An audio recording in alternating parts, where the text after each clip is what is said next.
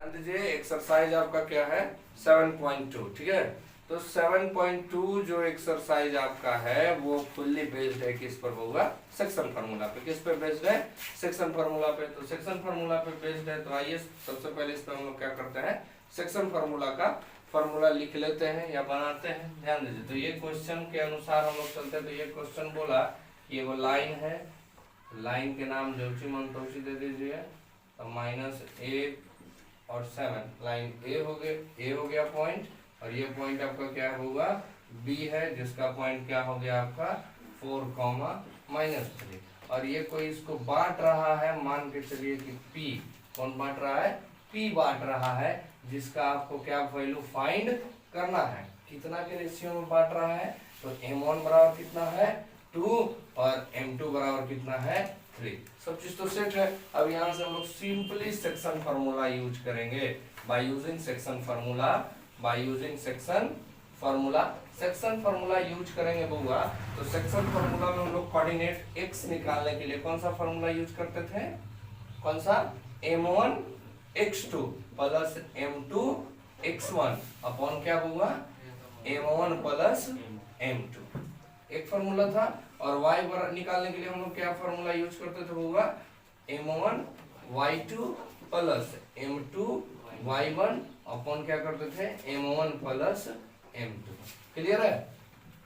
अब यहाँ पे देखिए x का वैल्यू निकालने के लिए m1 का वैल्यू कितना है हुआ 2 और x2 का वैल्यू कितना है हमारा 4। लिख लेते हैं हम लोग पहले। x1 बराबर कितना हो गया -1 और y1 बराबर कितना हो गया हमारा 7 और x2 बराबर कितना हो गया 4 और y2 बराबर कितना हो गया बउआ -3। क्लियर है। अब सारा चीज आपके सामने है, देख लीजिए। तो कितना हो गया m1 x2, तो 2 गुने 4 और प्लस का साइन होता है तो प्लस m2 x1, तो m2 कितना है 3 और x1 हमारा कितना है -1 अपॉन क्या हो जाएगा m1 प्लस m2 यानी 2 प्लस 3।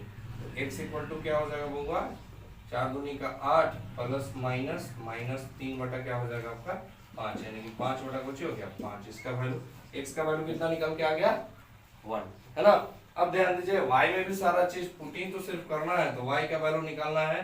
तो m1 y2, तो m1 का वैल्यू 2, y2 का वैल्यू -3 और प्लस कीजिएगा तो अब क्या होता है m2 का वैल्यू 3 और y1 का वैल्यू कितना है 7 अपॉन क्या हो जाएगा, फिर से वही 3 और 2 या 2 और 3। तो y इक्वल टू क्या हो गया -6 और प्लस 21 अपॉन 5। तो y बराबर क्या हो जाएगा आपका 15/5, ये कट गया 3। अब देखिए यहाँ पे समझना ये है आंसर कैसे लिखेंगे। तो लिखेंगे पॉइंट P, ऐसे नहीं लिखेंगे, coordinate of P, coordinate of point P। तो क्या लिखते हैं x y लिखते हैं। तो देखिए तो x का वैल्यू कितना आया है, x का वैल्यू 1 और y का वैल्यू 3। ठीक है, हो गया आपका क्वेश्चन 1। ठीक है, अब क्वेश्चन 2 की तरफ चलते हैं। चलिए ध्यान दीजिए, दूसरा क्वेश्चन कहता है find the coordinate of the point of a trisection. तो सबसे पहले क्लियर होना है हमको कि ट्राइसेक्शन है क्या। ट्राइसेक्शन जान गए आपका मैथ खुश हो जाएगा, बन जाएगा। देखिए ट्राइसेक्शन का मतलब होता है किसी लाइन को कितने भागों में बांटना, 3 भागों में, ट्राई।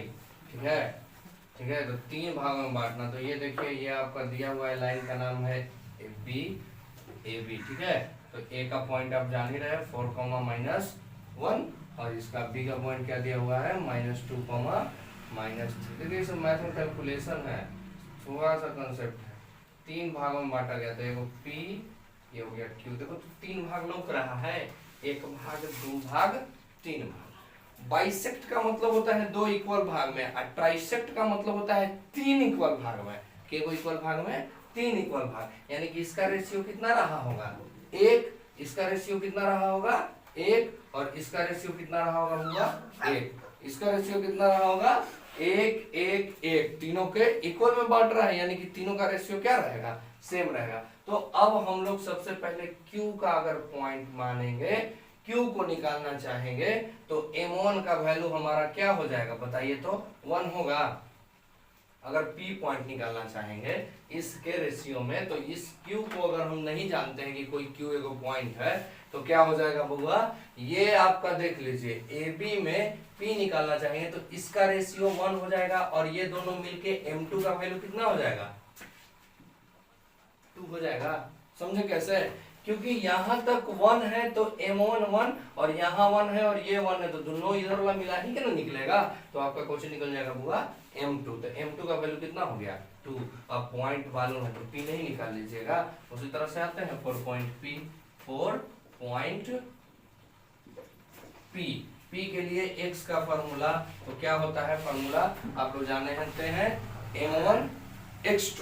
तो M1 का वैल्यू कितना है 1 इंटू X2 का वैल्यू देखिए कितना है -2 प्लस M2 X1। तो M2 का वैल्यू कितना है 2 इंटू X1 का वैल्यू कितना है 4 अपॉन M1 प्लस M2, यानी कि 1 प्लस कितना हो गया आपका 2। ठीक है, अब इसको जब सॉल्व कीजिएगा तो X का वैल्यू कितना हो जाएगा -2 प्लस 8 और अपॉन 3, यानी कि X equal to 6 upon 3 cut के कितना हो गया हुआ 2। X का वैल्यू 2 आ गया। उसी तरह से अगर Y निकालिएगा तो Y बराबर M1 Y2। तो M1 का वैल्यू 1 और Y2 का वैल्यू कितना हो गया -3 प्लस M2 Y1। तो M2 कितना है आपका 2 और Y1 कितना है हुआ -1 अपॉन M1 प्लस M2। ठीक है, कहीं डाउट होगा तो बोलिएगा। ठीक है, ऐसे होता है, आगे पीछे अगर कुछ लिखा जाए तो उसके लिए बोलना है। लोग क्लास में बैठे हुए हैं तो इसका देखिए कितना हो गया -3 और ये प्लस माइनस क्या हो जाएगा -2 अपॉन कितना 3। तो इसका y का वैल्यू क्या हो गया हुआ -5/3 है ना। यानी कि पॉइंट P का कोऑर्डिनेट जब हम लोग लिखेंगे x y तो क्या लिखना पड़ेगा हमको, P कितना आया है आपका, x का वैल्यू कितना आया 2, y का वैल्यू कितना आ गया -5/3। अब हमको क्या मालूम चल गया बुआ P क्या मालूम चल गया P। अब पूरी तरह से हमको P मालूम चल गया कि P का वैल्यू क्या है। अब यहाँ से देखो 2-3 तरीके से हम लोग क्यों निकाल सकते हैं। ये भी बात जान रहे कि सब इक्वल है तो एक कर P मालूम चल गया, E मालूम है तो मिड पॉइंट से क्यों नहीं निकाल लेंगे, निकल जाएगा, एकदम निकल जाएगा। लेकिन वैसे हमको नहीं चलना है, एक मेथड से जो चले हैं उसी से चलते हैं, क्या दिक्कत है। तो फिर से हम लोग किसके लिए चलेंगे बुआ, पॉइंट Q के लिए। किसके लिए चलेंगे, पॉइंट Q। अब देखिए यहाँ पे M1 M2 का वैल्यू क्या होगा, चेंज होगा, क्योंकि Q के लिए चलेंगे तो Q के लिए यहाँ पे चल रहे हैं तो इधर कितना है रेशियो 1 1 2। तो M1 का वैल्यू कितना हो जाएगा 2 और M2 का वैल्यू कितना हो जाएगा 1। अब बताते हैं तो x इक्वल टू क्या हो जाएगा M1 X2। तो M1 का वैल्यू 2 और X2 -2 प्लस M2 X1, यानी कि 1 गुने कितना हो गया 4 अपॉन कितना वही 3 होगा ना। आगे ध्यान दीजिए तो ये -3 और प्लस -4 और ये +4 अपॉन 3, ये क्या हो गया इसका वैल्यू 0 है ना। अब y का वैल्यू उसी तरह से निकालेंगे तो y के लिए क्या चलेंगे हम लोग M2 Y1। तो सॉरी M1 Y2 ना, तो M1 का वैल्यू कितना है 2 और Y2 का वैल्यू -3 और प्लस हम क्या चलेंगे होगा M2 Y1। तो M2 का वैल्यू 1 M1 का वैल्यू -1 अपॉन कितना हो जाएगा 3 है ना।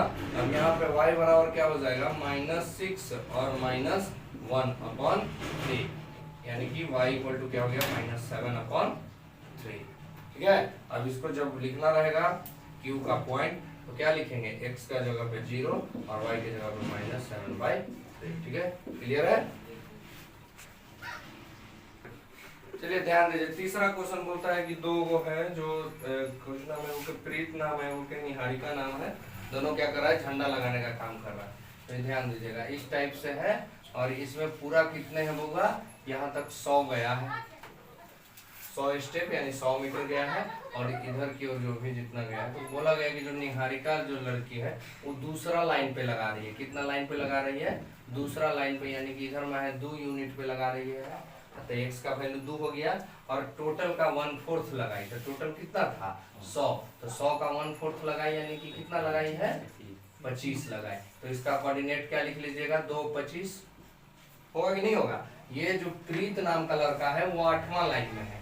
कौन से लाइन में होगा 8वां लाइन में है और वो कितना लगाता है, टोटल का 1/5 पहुंच गया है। तो टोटल का 1/5 पहुंचा तो कितना पहुंच गया, 20। तो इसका कोऑर्डिनेट क्या लिखेगा, 8 और 20। दोनों का कोऑर्डिनेट मालूम चल गया, दोनों का कोऑर्डिनेट मालूम चल गया। तो क्वेश्चन क्या पूछा है कि बताइए कि निहारिका और कौन था, प्रीत, ये दोनों जो झंडा लगाया है उसके बीच का डिस्टेंस निकालना है। तो क्या डिस्टेंस फार्मूला से इसका डिस्टेंस नहीं निकल जाएगा। मान लीजिए वो पॉइंट क्या है बउआ, ए है, झंडा लगा जहां पे, जिसका 2,25 है, और एक पॉइंट क्या है, बी है, जिसका कितना है, 8 और 20 है। तो आप क्या निकाल लीजिए, डिस्टेंस बिटवीन द फ्लैग। पहला question, distance between the flag. Distance between the flag आपका क्या हो जाएगा, जैसे ही हम लोग बनाएंगे तो डिस्टेंस बिटवीन द फ्लैग होता है √(x2 - x1) का होल स्क्वायर होता है ना, याद है ना फॉर्मूला, फर्स्ट एक्सरसाइज में खूब बताया है, प्लस y2 - y1 का होल स्क्वायर। कोई बड़ा चीज है नहीं यहाँ पे, देखो कितना हो गया, 6 का स्क्वायर और प्लस किसका स्क्वायर, -5 का स्क्वायर। अब यहाँ पे देखिए अंडर रूट कितना हो गया, 36 + 25 यानी कि √61, यानी कि इतना दूरी पे उसका है, दोनों का फ्लैग डिस्टेंस हो गया। ठीक है, एक क्वेश्चन इसमें खत्म हुआ।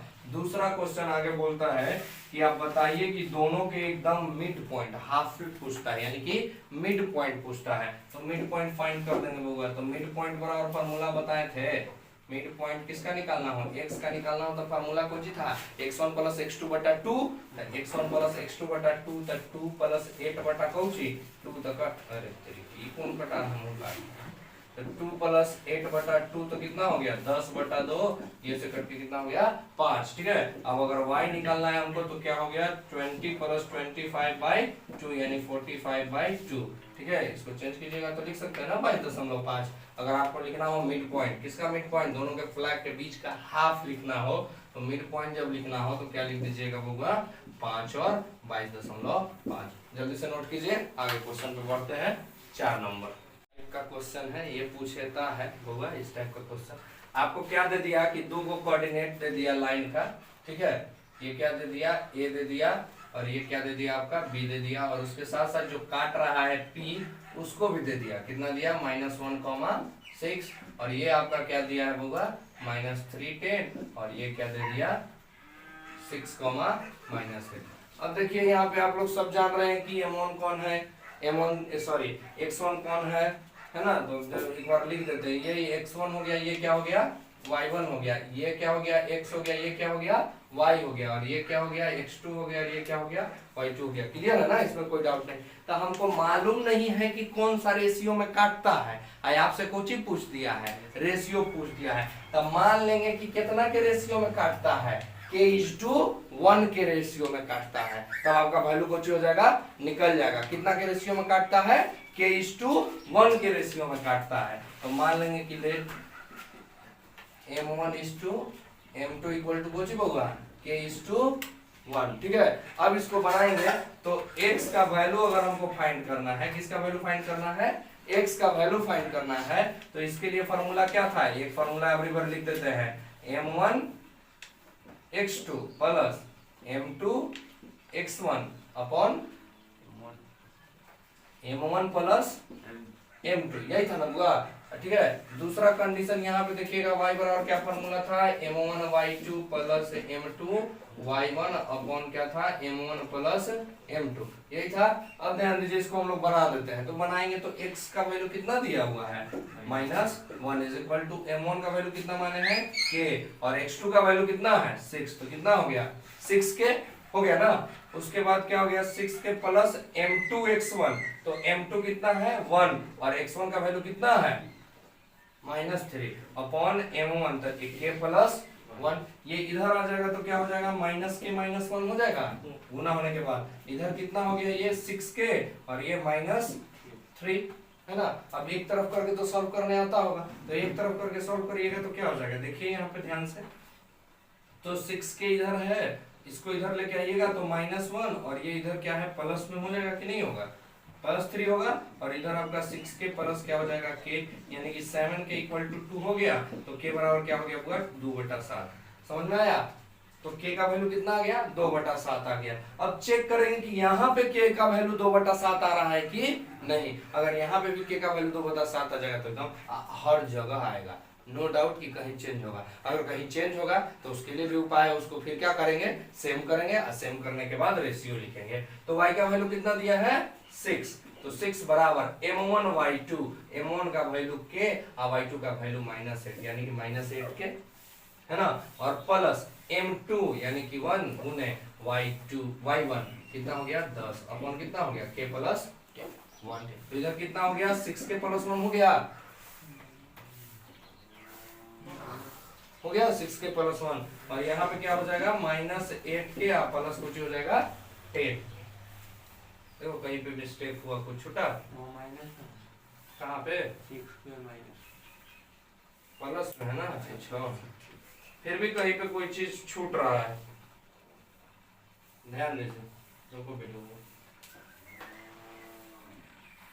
यहाँ ध्यान दीजिए एक चीज, यहाँ पे ये यहाँ पे जाके मल्टीप्लाई होगा तो दोनों में ना मल्टीप्लाई होगा ना, दोनों में मल्टीप्लाई, बस यही था एक। अब ध्यान दीजिए यहाँ पे क्या करेंगे, x वाले को k वाले को एक तरफ कर लेंगे, तो ये कितना हो गया 8k और ये कितना हो गया 10 और माइनस कितना हो गया 6, तो ये हो गया 14k इक्वल टू कितना 4, तो सॉरी k, तो यहाँ पे k इक्वल टू क्या हो गया 14, 4/14, इसका वैल्यू हो गया 2/7। देखिए तो दोनों केस में k का वैल्यू कितना आ गया 2/7, तो इसको हमको k का वैल्यू तो k/1 बराबर लिख सकते हैं 2/7, क्योंकि k बटा 1 कोई दिक्कत है, नीचे 1 और 1 ही ना था, तो इसका रेशियो कितना हो गया 2:7, यानी कि m1 का वैल्यू कितना हो गया पूरा 2 और m2 का वैल्यू कितना हो गया 7, यानी कि इतना रेशियो में वो क्या करेगा डिवाइड करेगा। क्लियर है? चलिए देखिए ये 5 नंबर क्वेश्चन सेम वही क्वेश्चन है, पीछे वाला ही क्वेश्चन है, इसमें सिर्फ बदला है एक चीज कि जिस पॉइंट पर काट रहा था वो दिया हुआ था ना वहां पे p का वैल्यू, यहाँ पे नहीं दिया हुआ है, आपको वही निकालना है। देखिए क्या कहा कि एगो लाइन है a और कौन है b, a का भी पॉइंट दे दिया, a का पॉइंट कितना दिया है आपका 1,-5 और b का आपका क्या पॉइंट दे दिया हुआ -4,5। ठीक है, अब आपको बोला कि p जो काट रहा है वो कितना के रेशियो में काट रहा है, यो दवा नहीं कहा है ना, वो आपको खुद निकालना है। और कितना p का जो वैल्यू है वो x एक्सिस पे, तो x एक्सिस पर केकर वैल्यू 0 y के, यानी कि x यहाँ रहते या y अपने अपने कुछ हो जाएगा 0, होगा कि नहीं होगा बुआ 0, तो ये वैल्यू आपको फाइंड करना है, यानी कि सिर्फ और सिर्फ किसका वैल्यू फाइंड करना है x का। तो सबसे पहले मान लेंगे कि लेट द रिक्वायर्ड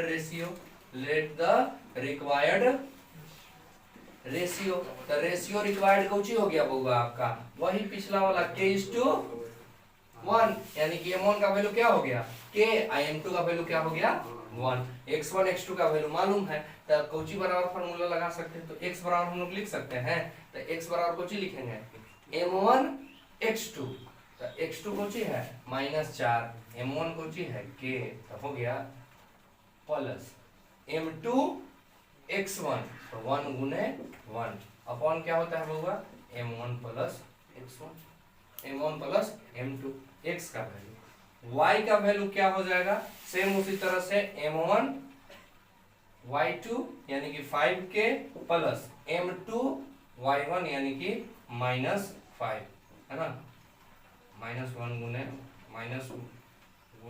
1 गुने -5। ठीक है, अब इतना और नीचे कितना हो जाएगा k प्लस 1। क्लियर? अब इसको पूरा सॉल्व करेंगे तो y बराबर क्या होगा हुआ 5k - 5/k प्लस 1 होगा। और यहाँ पे एक और बात जान रहे हैं कि y का वैल्यू कितना है 0, तो 0 बराबर क्या हो गया 5k - 5 और ये बटा k प्लस 1, k प्लस 1 तो इधर आके अपने आप कुछ हो जाएगा 0, होगा कि नहीं होगा, तो अब कुछ बचा 5k - 5 बराबर 0, तो k बराबर क्या हो जाएगा प्लस में 5 है बटा में 5, k का वैल्यू कितना आ गया 1, तो x का वैल्यू नहीं निकल जाएगा, पुट द वैल्यू ऑफ क्या, put the value of k इन, मान लेते हैं क्या दिक्कत, इन इक्वेशन का है फर्स्ट इक्वेशन मानने की कोई जरूरत नहीं था, ऐसे बना सकते थे। तो x बराबर क्या रखेंगे -4 गुने k के वैल्यू 1 प्लस 1 बटा 1 प्लस 1, तो x बराबर कितना हो गया -4 और प्लस 1 बटा 2 यानी कि 3, -3 बटा 2, तो x का वैल्यू कितना आ गया -3 बटा 2 और y का वैल्यू क्या आ गया था और तो दिया हुआ था ये 0, तब p का पॉइंट कुछ ही हो गया बताइए तो -3/2, 0 निकल गया। चलिए 5 नंबर तक हो गया कंप्लीट आपका। क्वेश्चन नंबर 6 कहता है कि if 1 2 4 y x 6 and 3 5 are the vertices of a parallelogram taken in order, find the value of x and y। यानी कि पैरेललोग्राम है तो सबसे पहले हम लोग पैरेललोग्राम का फिगर बना लेंगे। ये आपका बन गया पैरेललोग्राम। पैरेललोग्राम का प्रॉपर्टीज हम लोग को जानना जरूरी होगा। ये a हो गया, b हो गया, c हो गया, d हो गया। बोला है सीरियल वाइज लीजिए, तो इसको अगर लिए तो ये आपका 4, y हो जाएगा। अगर इसको आप लेते हैं तो क्या हो जाएगा x, 6 हो जाएगा। इसको आप लेते हैं तो क्या हो जाएगा 3, 5 हो जाएगा। ठीक है, इसको 2-3 मेथड से हम लोग बना सकते हैं। सिंपल मेथड से इसको बनाने में भी जैसे देखिए इसको केस मेथड से हम लोग बना सकते हैं। तो सबसे पहला प्रॉपर्टीज होता है पैरेललोग्राम का कि अपोजिट साइड इक्वल होता है, तो इसका डिस्टेंस निकाल लेंगे डिस्टेंस फार्मूला की मदद से। AD किसके बराबर हो जाएगा, CB के बराबर हो जाएगा, तो वहां से x और y का वैल्यू निकल जाएगा। ये एक तरीका है। इसका डिस्टेंस निकाल लेंगे, इसके बराबर कर देंगे, 2 इक्वेशन आ जाएगा, सॉल्व करेंगे आ जाएगा। लेकिन एक और तरीका है, यूनिक तरीका, वो ध्यान दीजिएगा। यहाँ पे क्या होता है कि डायगोनल, सॉल्यूशन में लिख लीजिएगा कि डायगोनल ऑफ अ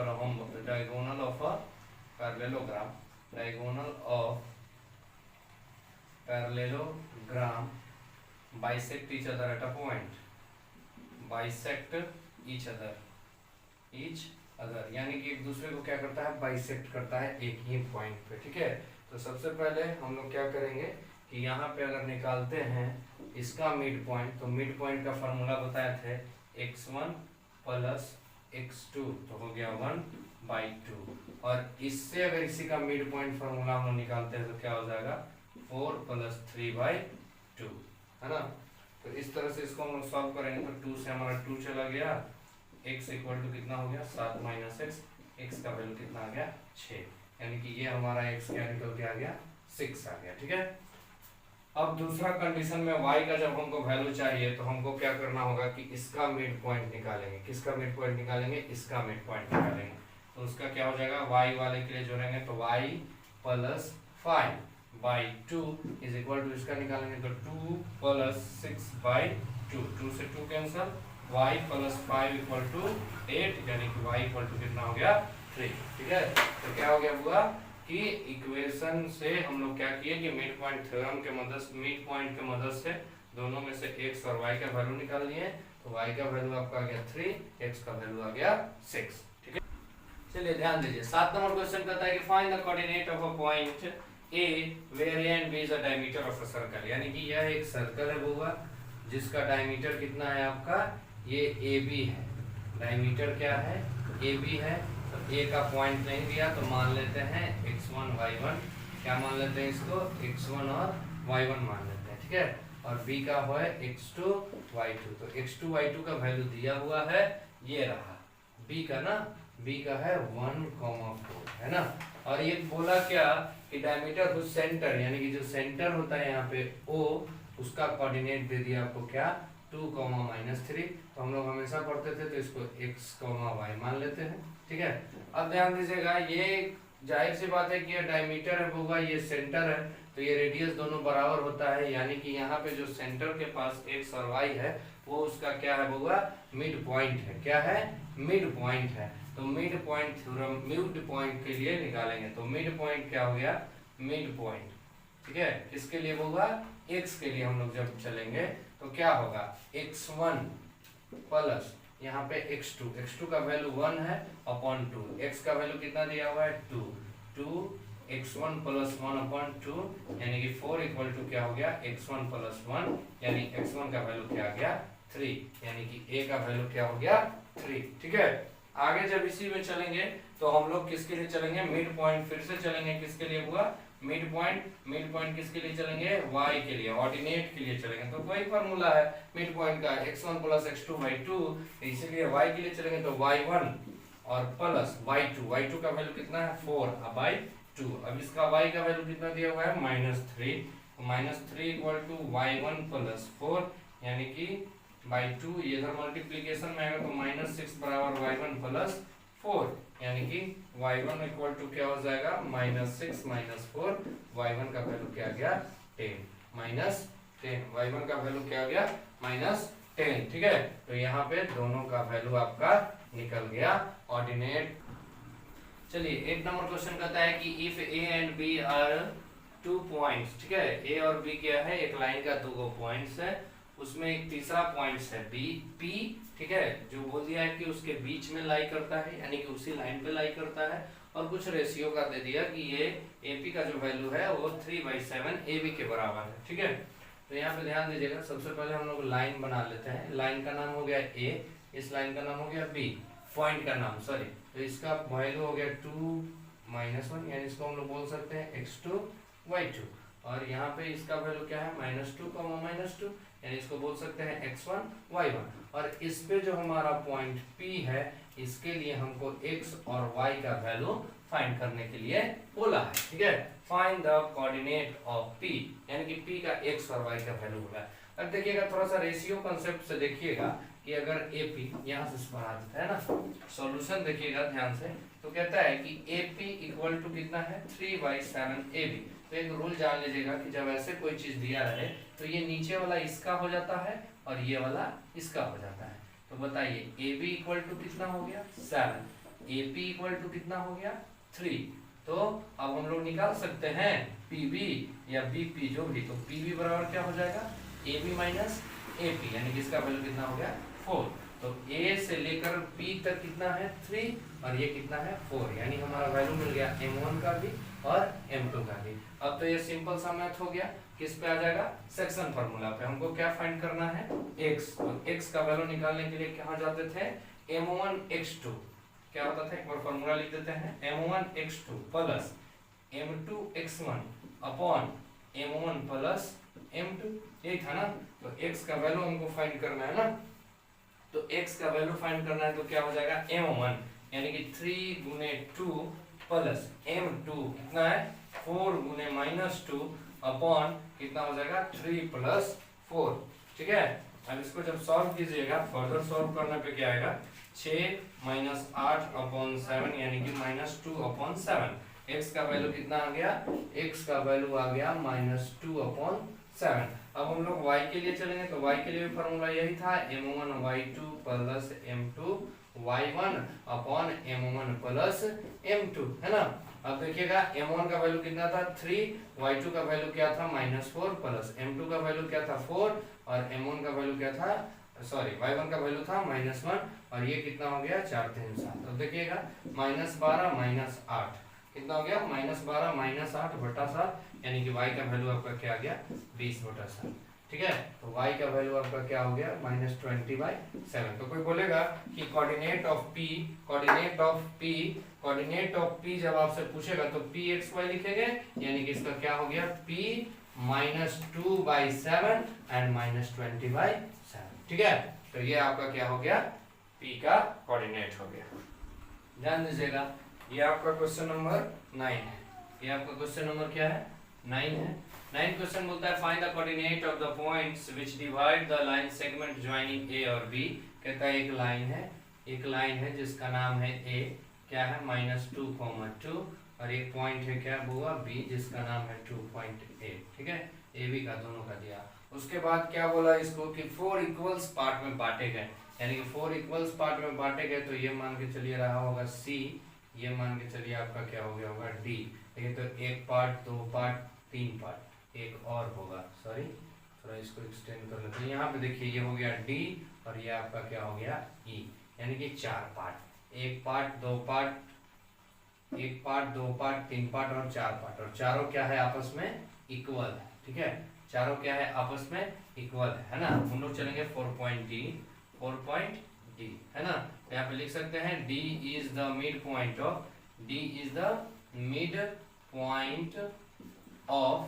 क्या, D is the mid point of AB का मिड पॉइंट है। तो D के लिए हम लोग किसके लिए x का वैल्यू निकाल रहे हैं, D के लिए। तो D के लिए x का वैल्यू क्या हो जाएगा, तो x1 प्लस x2 यानी कि -2 प्लस 2 अपॉन 2, यानी कि 0/2 इक्वल टू 0। x का वैल्यू क्या इसके लिए आ गया D के लिए 0। ठीक है, उसके बाद हम लोग डी के लिए ही किसका निकाल लेंगे, y का वैल्यू फाइंड कर लेंगे।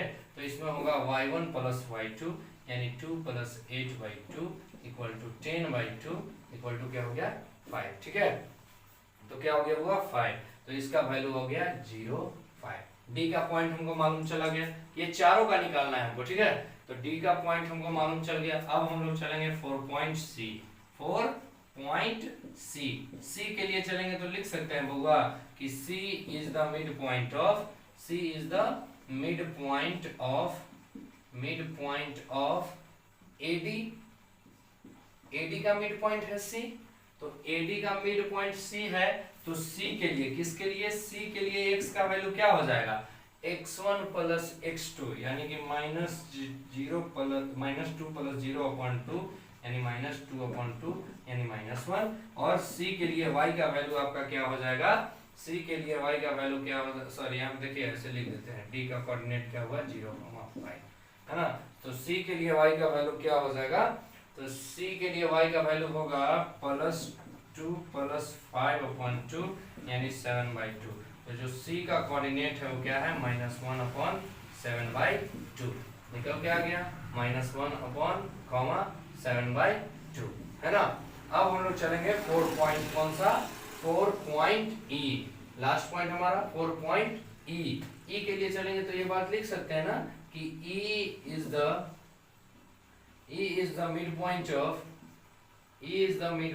of DB, DB का क्या है वो मिड पॉइंट है। तो E के लिए x का वैल्यू, तो E के लिए x का वैल्यू क्या होगा x1 प्लस x2/2 यानी कि 2/2, x का वैल्यू कितना आ गया 1। और इसी के लिए अगर y का वैल्यू चलेंगे तो कितना हो जाएगा 5 प्लस 8/2 यानी 13/2। तो हम लोग लिख सकते हैं कि E का जो वैल्यू है वो कितना है 1 अपॉन कितना है 1 कॉमा कितना है होगा 13/2। इस प्रकार से हम लोग क्या किए कि चारों पॉइंट पता कर लिए। ठीक है, D पता कर लिए, C पता कर लिए, E पता कर लिए और सबका कोऑर्डिनेट।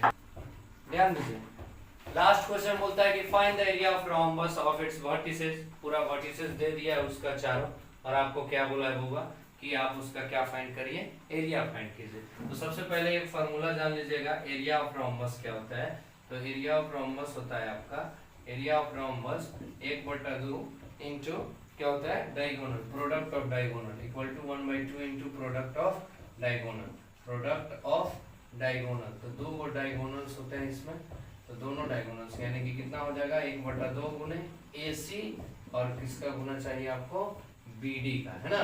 तो ये फाइंड, तो AC और BD फाइंड करने के लिए हम लोग एकदम शुरुआत में चले जाएंगे कहाँ पे, डिस्टेंस फार्मूला पे। तो AC फाइंड करते हैं, तो AC बराबर क्या होता है √AC x2 माइनस x1 का whole square plus y2 minus y1 का होल स्क्वायर। तो AC इक्वल टू क्या हो जाएगा √-4 का होल स्क्वायर और +4 का होल स्क्वायर, है ना। तो क्या हो जाएगा आपका AC इक्वल टू √16 + 16, है ना। AC इक्वल टू क्या हो जाएगा आपका, जब इसको सॉल्व कर लीजिएगा तो आपका 4√2 आएगा। ठीक है, इसको बनाइएगा तो 16 दूनी 32, इसमें से क्या होगा आपका 16 बाहर निकलेगा, 4 बचा। तो AC का वैल्यू आ गया 4√2। इसी तरह से हम लोग क्या कर लेंगे BD को फाइंड कर लेंगे। तो जैसे ही BD को फाइंड कीजिएगा तो अंडर क्या हो जाएगा 4 माइनस +2 का होल स्क्वायर। ठीक है, क्या हो जाएगा 4 - 2 का होल स्क्वायर और प्लस 5 माइनस -1 यानी कि +1 का होल स्क्वायर। तो BD इक्वल टू क्या हो जाएगा आपका 36 + 36, है ना। इसको लिखेगा तो लिख सकते हैं √72 और BD को फिर हम लोग क्या लिख सकते हैं अंदर ही लिख सकते हैं 36 × 2। जब इसको बाहर निकालेंगे तो 6√2 यानी कि क्या आपका वैल्यू आ गया, AC का वैल्यू आ गया, BD का वैल्यू आ गया। तो अब यहाँ पे सिंपली हमको पुट कर देना है एरिया ऑफ रोम्बस, क्या एरिया ऑफ रोम्बस। जब एरिया ऑफ रोम्बस तो 1/2 इंटू AC इंटू BD, है ना। तो अब यहाँ पे देखिए 1/2 इंटू AC का वैल्यू कितना निकल के आया था, AC का वैल्यू आपका आया 4√2 और इसका वैल्यू कितना BD का वैल्यू निकल के आया 6√2। तो ये से ये 2 बार में यानी कि 2 इंटू 6 √2 मिलके हो गया 2, तो 6 दूनी 12 दूनी का 24 आपका क्या हो गया आंसर। अब यहाँ पे ध्यान दीजिएगा, आपका ये पूरी तरह से एक्सरसाइज क्या हो गया 7.2 खत्म हो गया। 7.3 अगला वीडियो में आएगा। ठीक है, आप लोग अच्छे से वीडियो वॉच करते रहिए। जो समझ में ना आए क्या कीजिए, कमेंट कीजिए और आप बताइए कि कौन सा चीज समझ में नहीं आया।